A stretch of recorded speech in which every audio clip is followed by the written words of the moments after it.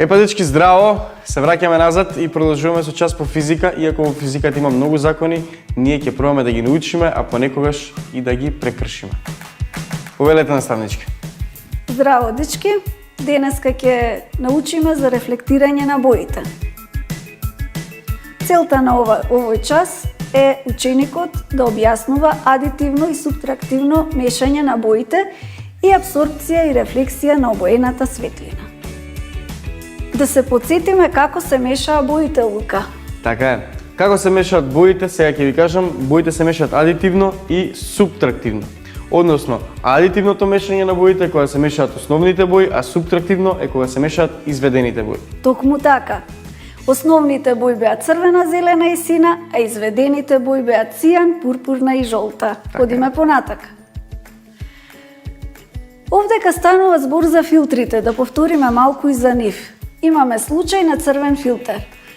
Белата светлина е сложена светлина која се содржи од спектар на бои. Црвениот филтер ќе ја пушти само црвената светлина и таа што е во брановата должина блиска на црвената светлина. Да го разгледаме и зелениот филтер. Од целиот спектар на светлина на белата светлина, зелениот филтер ги испушта само зелената и жолтата боја, тие што се близу со еднаква бранова должина. Значи, сите други бои ги одбива. Така, другите бои не поминуваат затоа што имаат различна бранова должина од зелената боја. Така е, така е. Одиме понатаму. Да се потсетиме на поимите, апсорбира, пропушта и рефлектира. Филтрите ги пропуштаат дел од светлинските зраци, а дел од светлинските зраци не ги пропуштаат. Апсорбира, поимот значеше дека светлинскиот зрак не поминува низ површината, односно се останува во целата површина. Ја апсорбира светлината, велиме. Потоа имаме... Значи ја впива. Ја впива, ја апсорбира светлината. Потоа имаме пропуштање на светлината. Тоа се најчесто провидни материи, како што е стакло, Еве, како оваа чаша, пластика, така? чашата, токму Оваа така. чашка ја пропушта светлината. Да, тука е многу интересно.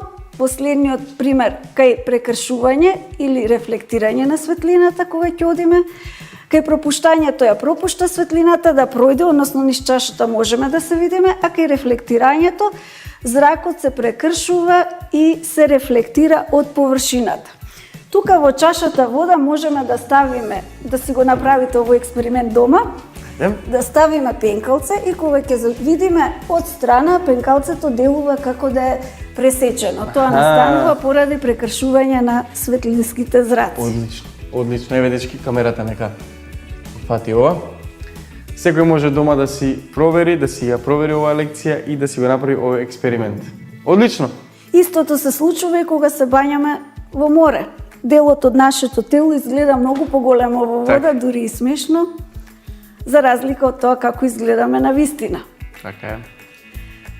Е сега, овдека е дадено една обична слика без било каков филтер, а овдека се трите филтри со основните бои. Ако употребиме црвен филтер, гледаме дека боите ќе се изменат, односно не се добиваат реалните бои на грозјето и на зелената пиперка и на картата. Целата карта е прекриена црвена. Во вториот случај гледаме дека пиперката добива најреална зелена боја, додека грозјето ја менува својата боја во зелено и во последното добиваме син филтер е тоа. Грозјето добива најреална боја, додека пиперката и картата ја менуваат својата боја. Тоа е затоа што користиме филтри. Во овој случај се користат филтри со основните бои на светлината. Така е. Каде мислиш дека се користат филтриве најмногу? Па, се користат кај камера. Токму Фотоапарат. така. Кај фотоапарати за убави ефекти, денеска тоа многу е актуелно кај сликање за слики на Facebook. На овој начин се добиваат фантастични... Инстаграм филтри, така. да, кои што менуваат бојата и слика. Тие се многу интересни денеска и многу се употребуваат, па со такви филтри може да се направат и интересни фотографии Така, за било каде. Јас дури имав купено, продолжете понатаму слободно. Дури имав купено полароид кој што имаше такви филтри, ги имаше конкретните основни бои и кога ќе ги ставев, ја менува бојата на сликата. Фантастична фотографија се добива во тој случај.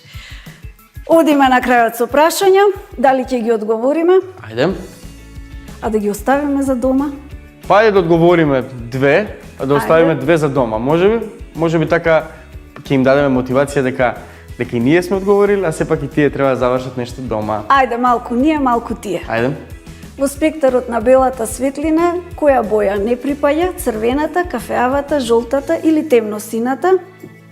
Кафеавата. Кафеавата е точниот одговор.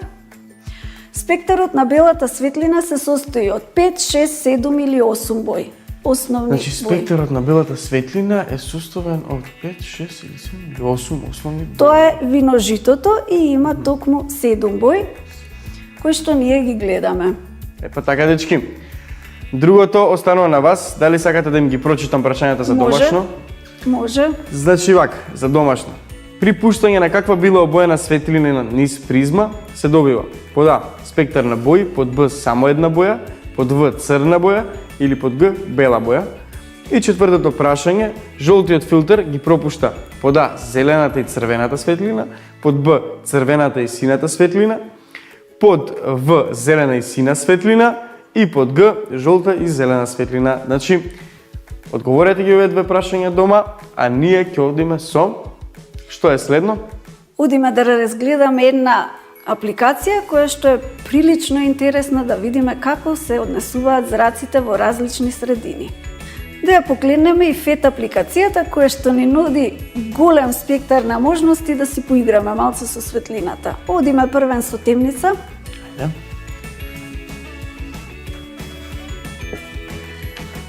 Ова е сноп на белата светлина, да погледнеме како се однесува кога ќе биде прекршена со призма, например. Ајде, јас ќе пробам.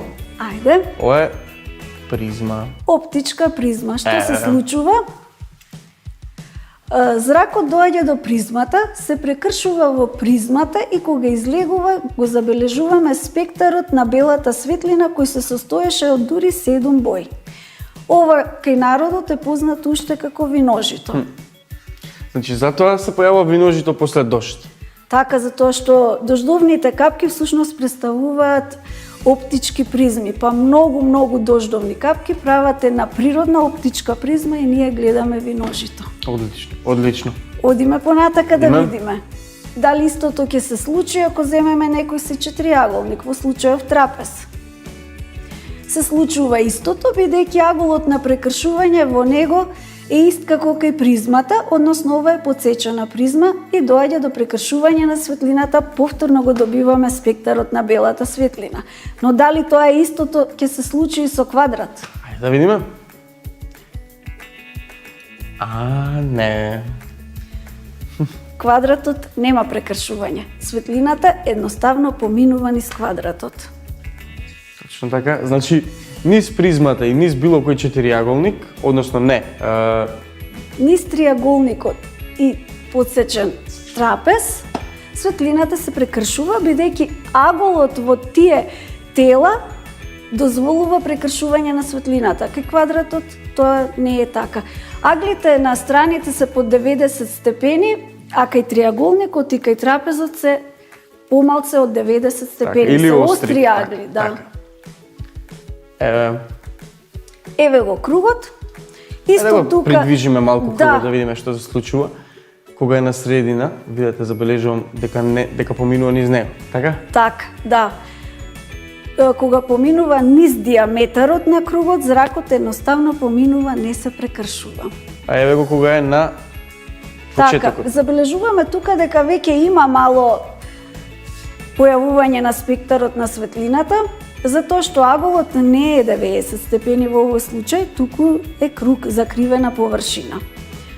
Лука, да погледнеме што ќе се случи сега со еден црвен зрак, или сакаш и тоа да го... Не, со црвен зрак може. Да видиме црвениот зрак. Еве призма. Така.